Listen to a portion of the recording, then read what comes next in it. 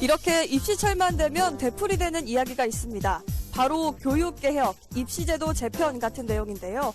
특히 2018년부터 2015 교육과정 개편이 본격적으로 시행됩니다. 이를 앞두고 학교에서는 학생 참여형 수업을 늘리는 등 교실의 질적 변화가 일어나고 있습니다. 울산에서는 한 교사가 유태인의 교육 방법에 힌트를 얻은 학생 참여형 수업을 확산시키고 있어 화제를 모으고 있는데요. 신정고등학교 이성일 수석교사 만나보겠습니다.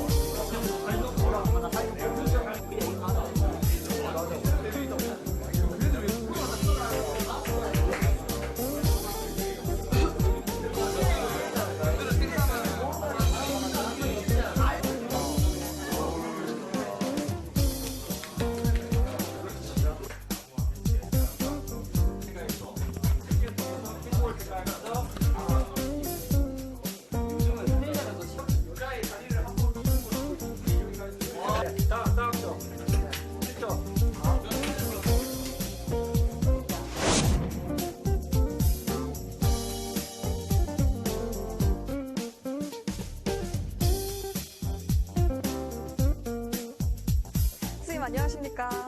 안녕하십니까? 신정고등학교 수석교사 이승일입니다. 네, 선생님 반갑습니다. 이 선생님께서 최근 울산 참교육인 대상을 수상을 하셨다고 들었는데요. 먼저 수상 축하드립니다. 감사드립니다. 가분한 상을 받게 되어서 영광스럽고 감사합니다. 함께 수업을 고민한 여러 수업 동아리 선생님들과 동료 교사들의 도움이 컸습니다. 그분들에게도 감사를 드립니다. 네, 이 수상 이유를 살펴보니까요. 학생 참여 수업 개선과 또 수업 방식에서 인정을 받으셨던데 좀 더 구체적인 설명 부탁드릴게요. 예, 그렇습니다. 수업 방법이 바뀌고 있습니다. 네. 교실 수업 개선은 교육의 큰 변화이고 시대의 요구이기도 합니다. 예를 들어서 산업화 시대에는 얼마나 많이 아는가가 굉장히 중요했습니다. 지식을 축적하는 그런 공부가 중요했기 때문에 아이들은 수업 시간에 많이 읽고 외우는 그런 공부를 했습니다. 하지만 미래 사회에는 변화에 적응하는 그런 인재상이 필요합니다. 따라서 이런 시대에 맞는 수업은 기존의 강의 수업이 아닌 아이들이 토론하고 문제를 해결하는 그런 학생 참여 수업이 되겠습니다. 네, 이렇게 교육과정이 개정이 되면서 이제는 창의 융합형 인재 육성에 관심이 모아지고 있는데요.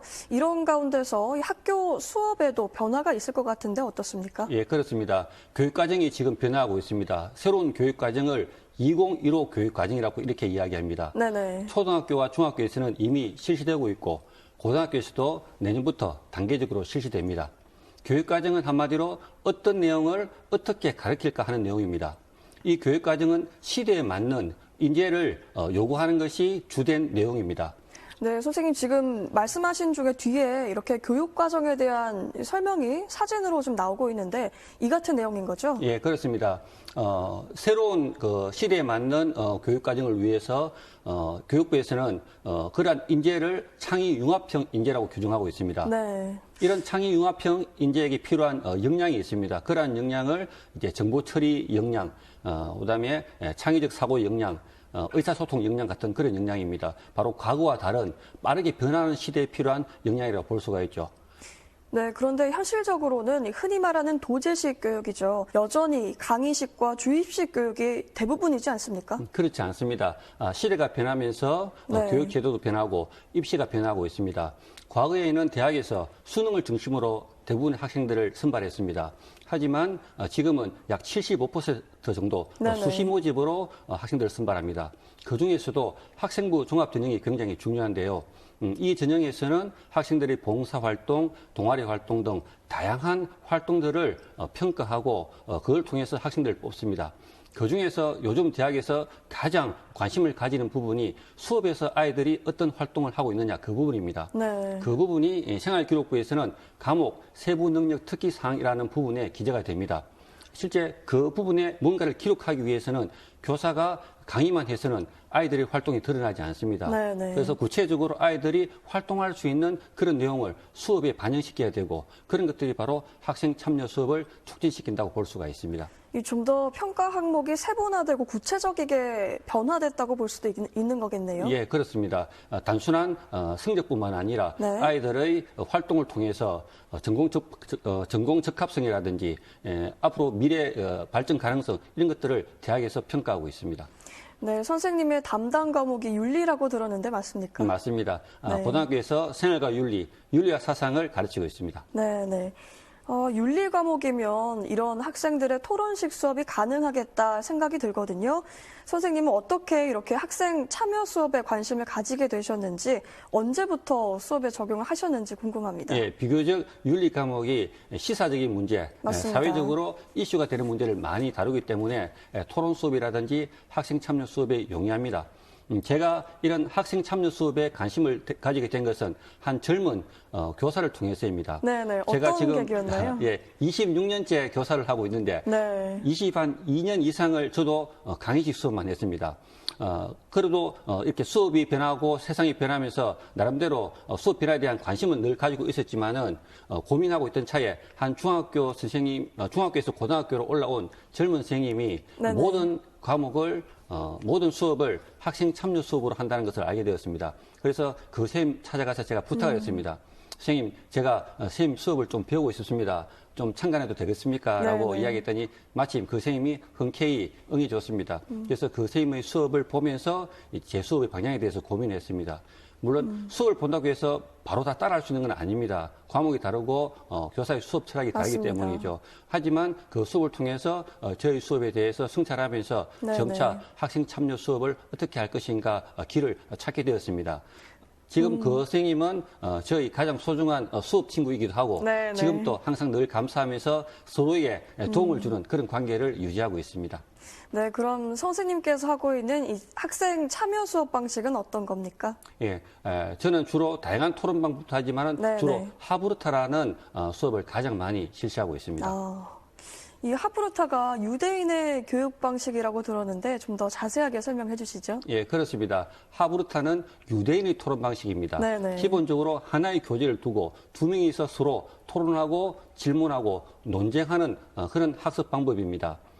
유태인 교사가 학교에서 학생들에게 가장 많이 하는 질문이 맞다고 셰프라는 겁니다.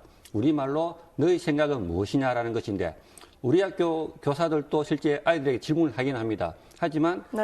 생각을 묻는 질문이 아니고 내가 가르친 내용을 제대로 이해하고 있는가라는 것을 묻는 질문이 많습니다. 네. 하지만 그런 내용이 아니고 생각을 묻는 질문을 하고 아이들을 생각을 서로 연결하는 가운데서 아이들의 생각이 깊어진다고 볼 수가 있습니다. 이 하브르타 수업 방식이 시중에도 여전히 알려져 있는 상황인가요? 예, 그렇습니다. 네네. 하브르타와 관련된 다양한 책들이 있고 또 하브르타와 관련된 책도 수업과 관련 책들도 많이 나와 있는 그런 상황입니다. 이미 알려져는 있지만 활성화되지 않은 상황이라고 볼 수도 있겠네요. 지금 점차 굉장히 많이 보급되고 있는 상황입니다. 네, 2015 교육과정이 교실 수업 개선을 요구하고 있기 때문에 그와 관련된 다양한 방법들이 지금 확산되고 있습니다. 대표적인 것이 거꾸로 교실인데요. 네네. 거꾸로 교실 말고도 이 하브르타라든지 배움의 공동체 같은 그런 학생 참여 수업이 지금 확산되고 있는 추세에 있습니다. 네, 이 하브르타 수업이 일방적으로 교사가 하는 강의를 듣는 수업이 아니라 학생들의 생각을 나누는 좀 적극적이고 참여형 수업이라고 생각이 드는데요. 하브르타 수업 현장을 보면 좀 더 이해가 빠르실 것 같습니다. 그 수업 현장 화면으로 보고 계속 이야기 나누겠습니다.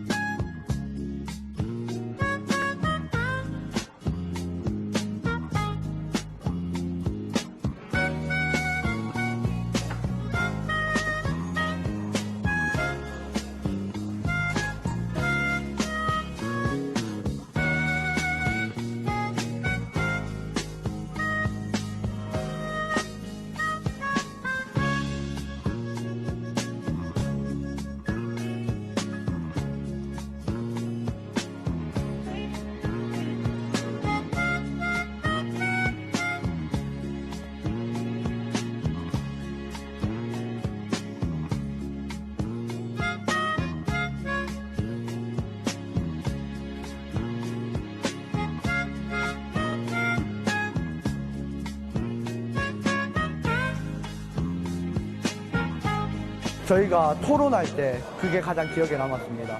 그거에 관해서 사형제도 관련 토론에서 저희가 직접 자료를 모으고 그에 대해서 토론하면서 사형제도가 사회적으로 어떤지, 앞으로 어떻게 될 것인지, 과거에는 어땠는지에 대해서 생각하고 토론하면서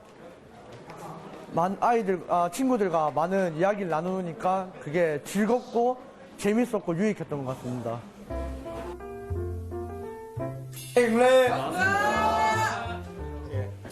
오늘 수업은 크게 네 가지로 진행이 됩니다. 먼저 선생님이 칸트와 공리주의에 대해서 간단히 강의를 합니다. 강의를 하면 여러분들은 활동지에 강의 내용을 적어가면서 공부를 하면 됩니다. 세 가지 질문을 만들고 그다음에 이제까지 서부타 수업을 해왔듯이 짝끼리 그 질문에 대해서 서로 토론할 겁니다. 내가 왜 이 질문을 만들었고 이 질문에 대해서 어떻게 생각한다. 그리고 짝끼리 둘 중에 좀 더 좋은 질문을 고를 거예요. 그 다음에 이제 모둠에서 가장 좋은 질문을 고르고 이제 모둠에서 3명씩 나와서 그 질문에 대해서 발표를 할 겁니다. 쾌락에 무슨 차이가 있다? 쾌락을 빵으로 비교하고 모동원리는 무엇이 공유주 입장에서 어떤 행동이 된다고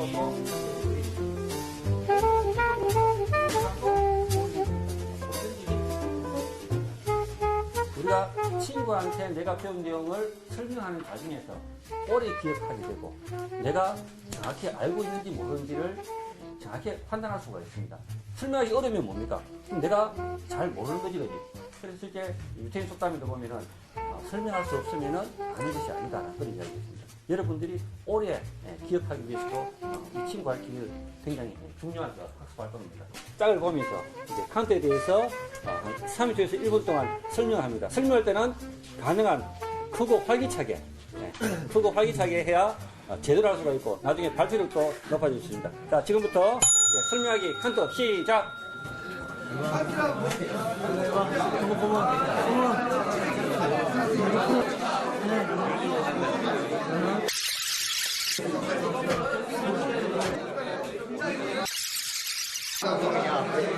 정국이 무엇이냐? 이거는 회의 자체가 이게 선이기 때문에 무조건 수행을 해야 됩니다. 이게 바로 도덕적 명령. 이게 칸트가 주장한 거라고. 이게 빨리 뒤죽 빨리 꺼 빨리. 진짜 중요한 거다 이거. 이제 여러분들은 친구한테 가르치기 해보니까 어때? 너무 재밌습니다. 머리에 잘 들어옵니다. 머리에 쏙쏙 혼자 공부하는 것보다 친구한테 가르치는 거는 금방 여러분 이야기 해준 것처럼 증도 되고 오래 기억하게 되는 그런 효과가 있습니다. 네. 시간을 5분도 드립니다. 질문을 만들기 위해서는 정확히 깊이 있고 그다음에 좀 생각해봐야 되겠습니다. 여러분들이 이미 팀 강의를 들었고 그다음에 팀 가르치게 됐습니다.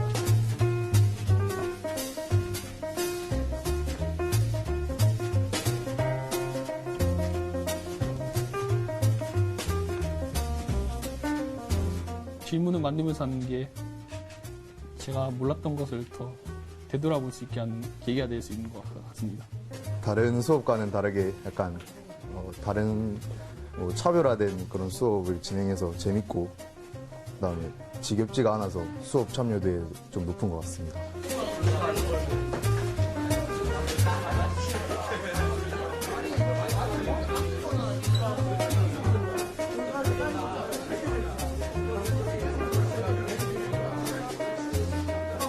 짝과 토론에서 좀 더 좋은 질문으로 다듬었습니다. 그리고 모둠에서 가장 좋은 질문을 만들어서 그 질문을 만든 학생이 앞에 적고 그 질문 내용에 대해서 설명을 합니다. 내가 이 질문을 왜 만들었으며 이 질문에서 자신 생각이 어떤지 이렇게 질문을 만들고 발표하는 과정에서 아이들은 다른 아이들의 생각에 대해서도 알게 되는 그런 효과가 있습니다. 소란스럽고 어수선한 가운데 아이들의 학습이 이루어지는 것이 이 수업의 장점입니다. 과거 우리 선생님들이 조용하라는 소리를 많이 했는데 제 수업의 특징은 아이들이 말하는 가운데서 발표하는 가운데서 생각하게 되고 다른 아이들의 생각을 이렇게 듣는 과정에서 또 이렇게 능력이 향상될 수가 있습니다. 과연 그 사람이 그 자기 동기가 선하다 해서 뭐 결과가 매우 나쁘게 나타날 것을 알면서도 자기 동기를 우선시해서 그 행동에서 다른 사람들에게 피해를 끼쳤다면 그 행동을 선하다고 할 수 있는지 의문이 들어서 만들었습니다. 네, 박수! 저희 질문은 행복은 절대적인가 상대적인가에 대해서 질문을 만들었는데 행복은 절대적인가 해서는 칸트 입장에서는 동기가 좋으면 행복하다고, 벤담 미래 입장에서는 그 결과가 좋으면 행복하다고 이렇게 절대적으로 말했는데, 과연 우리가 느낄 때는 행복이 절대적이진 않잖아요. 안 좋을 때도 있고 행복할 때도 있으니까 그게 과연 그 상대적으로 느끼니까. 공리주의에 따르면 최대 다수의 최대 행복이 도덕 원리인데, 그렇다면 다수가 아닌 소수의 행복은 무시되어도 도덕적인가라 갑자기 의문점이 들어서 의논해 봤습니다. 사람들은 실패를 거듭해서 성공을 합니다. 근데 실패는 고통과 불행을 가져다 주는 행위입니다. 근데 공리주의에 따르면은 쾌락과 행복을 가져다 주는 행위는 선한 행위이고, 고통과 불행을 가져다 주는 행위는 그릇된 행위입니다. 그래서 실패는 그릇된 행동이니까 나는 이분이 생각났습니다. 네, 그렇습니다. 아, 그렇구나라고 생각하기보다는 아무리 유명한 사상가의 사상이라 하더라도 이것이 정말 맞는가 의문을 가져보는 이 가운데서 여러분들의 생각이 더 키워질 수 있다고 생각을 합니다.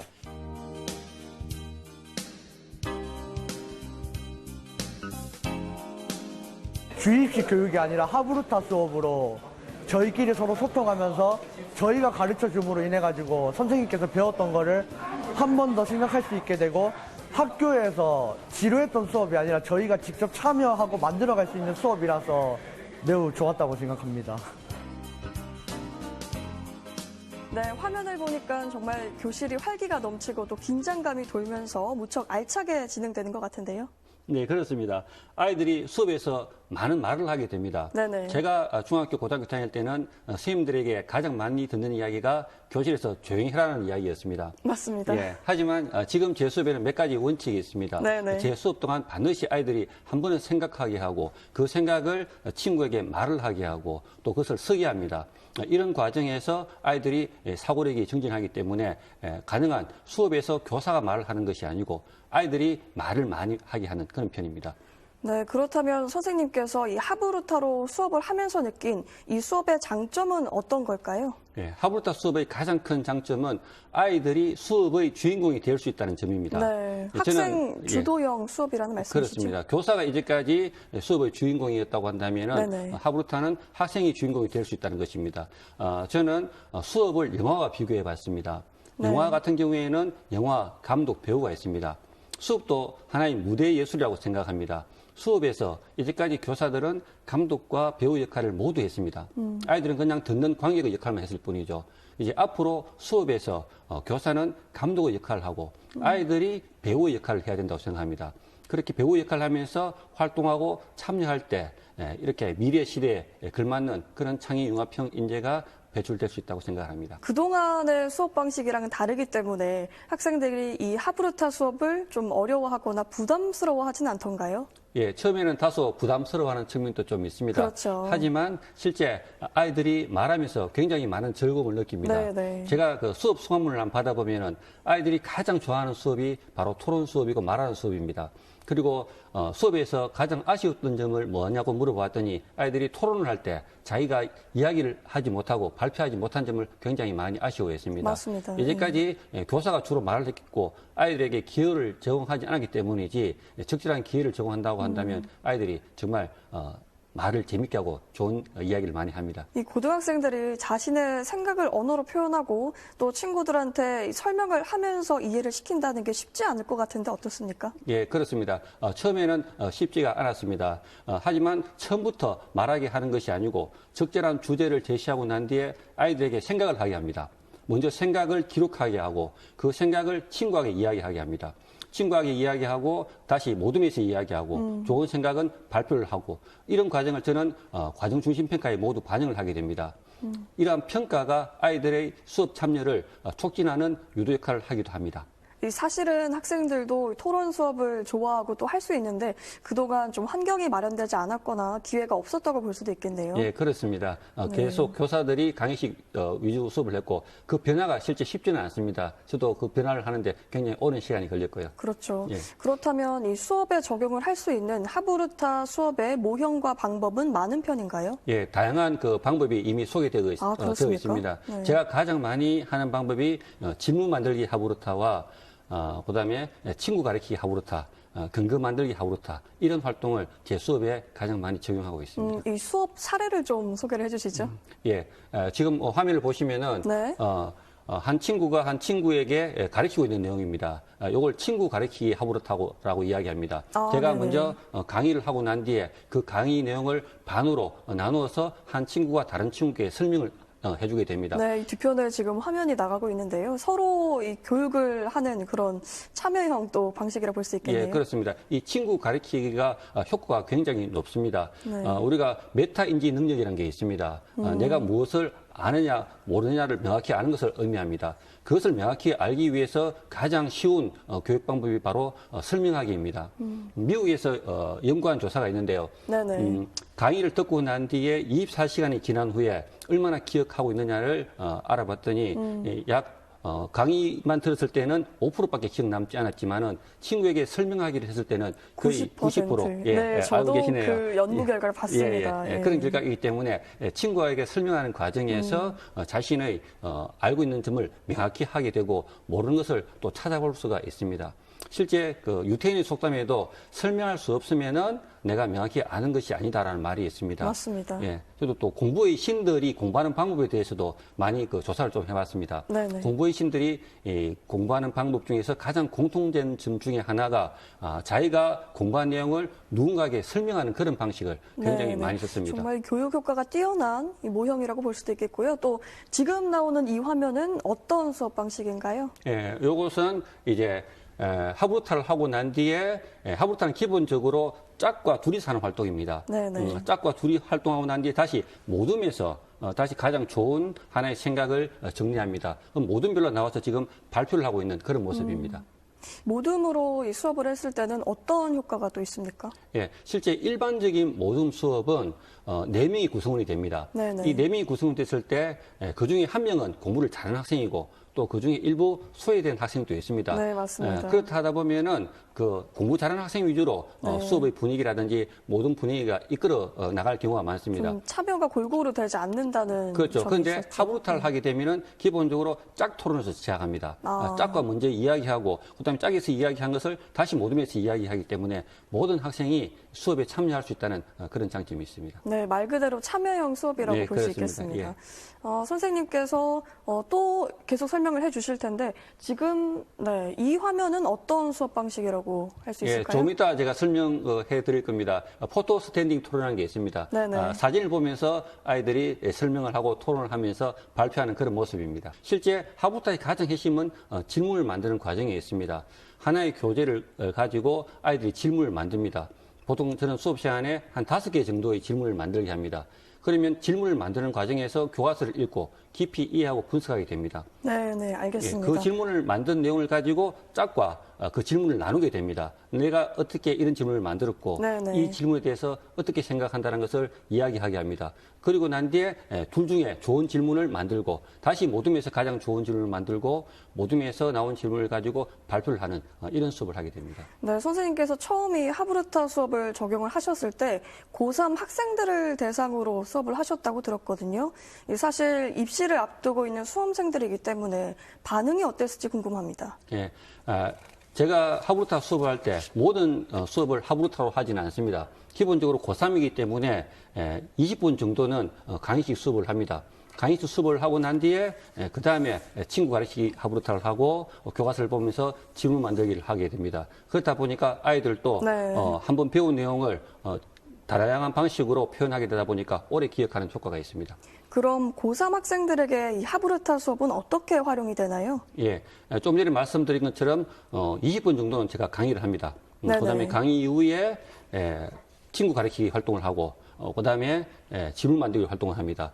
그다음에 고3에서 제가 가장 시도한 하브루타의 방법이 제가 직접 개발한 그런 하브루타나 마찬가지입니다. 문제풀이 하브루타라는 게 있습니다.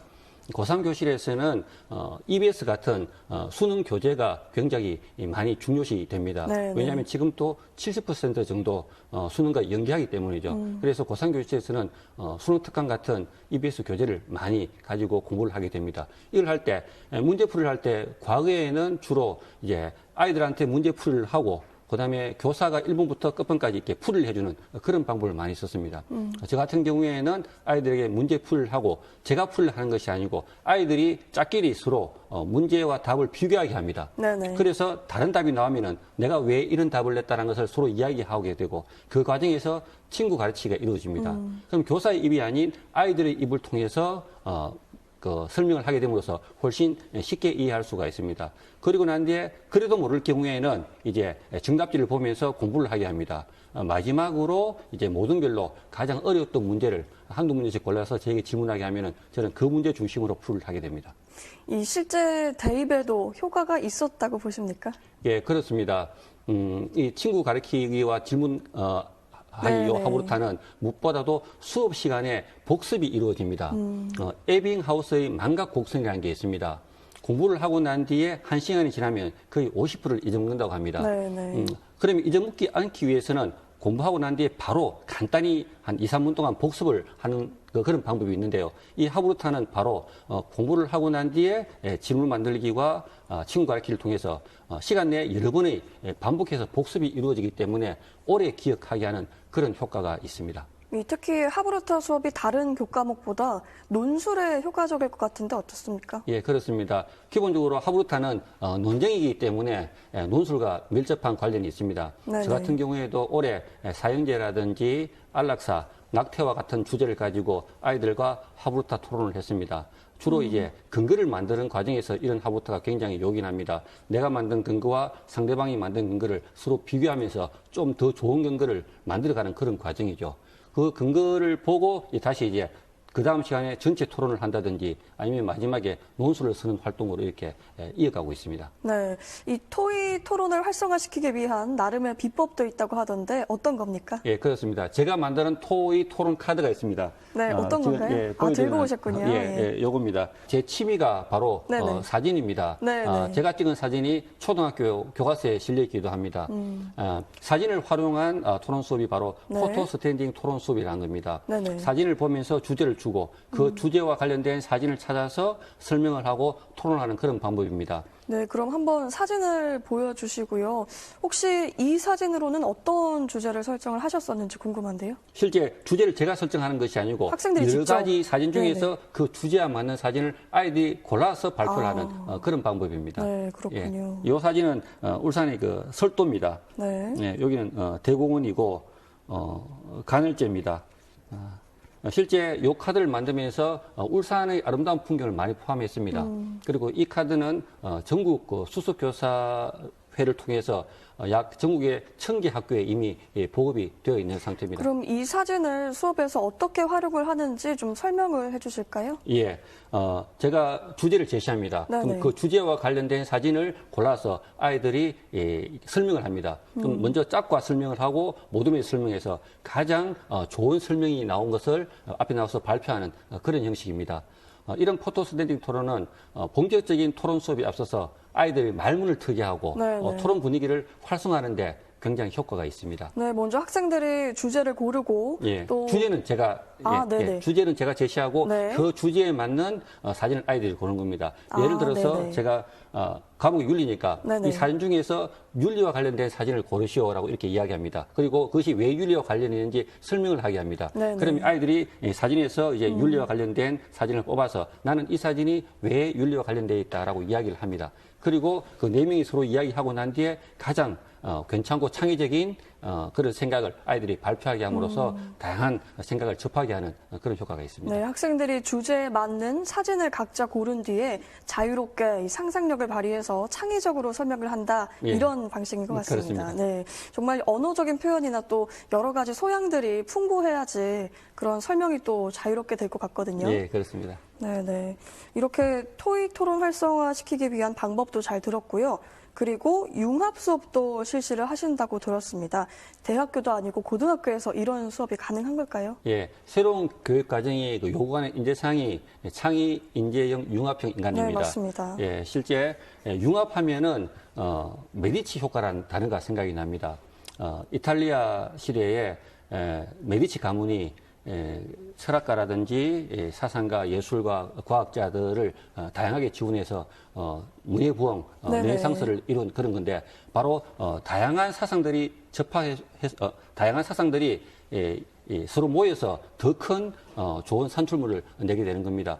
학교에서 융합 수업은 하나의 주제에 대해서 여러 과목 선생님들이 모여서 네. 다양한 방법으로 수업을 하는 그런 방법으로 진행됩니다.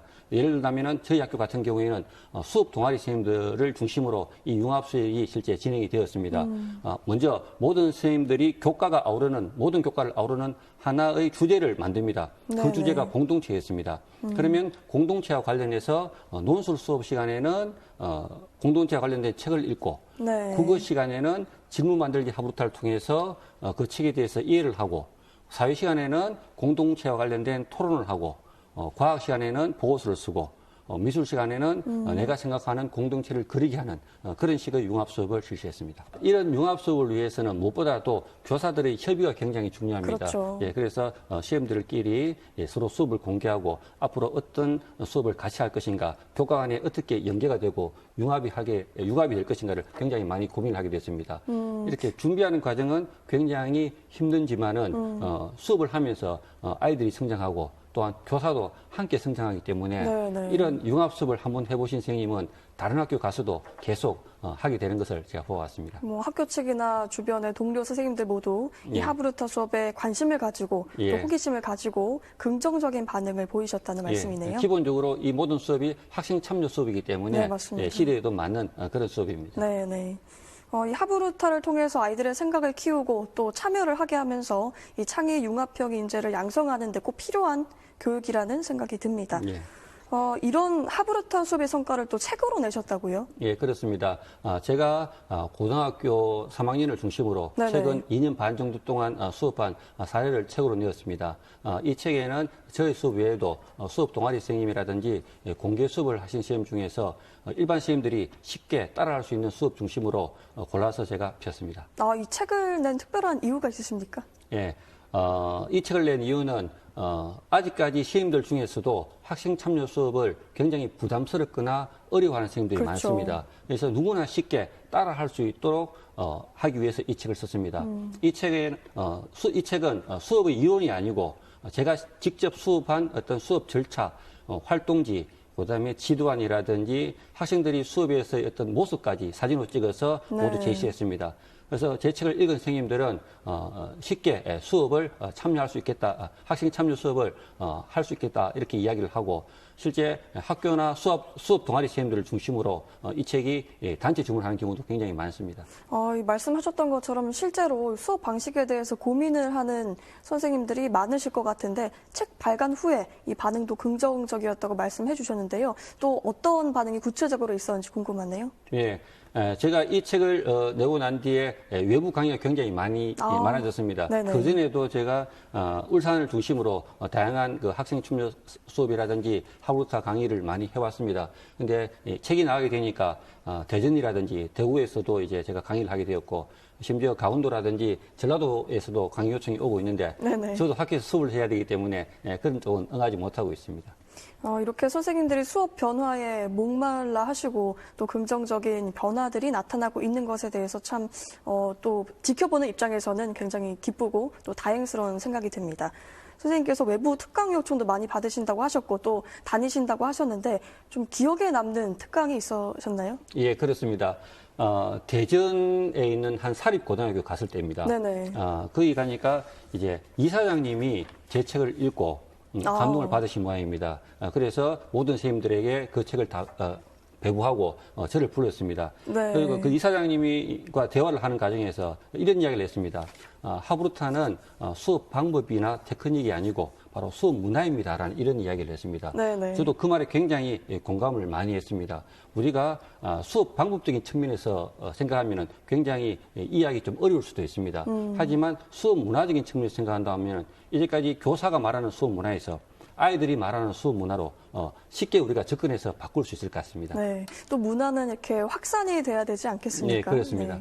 오늘 선생님과 이렇게 이야기를 나누면서 참 우리 아이들의 교육을 위해서 노력을 많이 해주시는구나 이런 생각이 들었습니다. 앞으로도 하고 싶으신 일이 많으실 것 같은데 교사로서 시도하고 싶으신 수업이나 또 하고 싶으신 말씀이 있다면 끝으로 한 말씀 해주시죠. 네, 앞으로도 학교에서 수업 문화를 바꾸는데 많은 기여를 하고 있고 무엇보다도 아이들과 함께 성장하면서 행복한 수업을 하고 싶습니다. 네, 알겠습니다.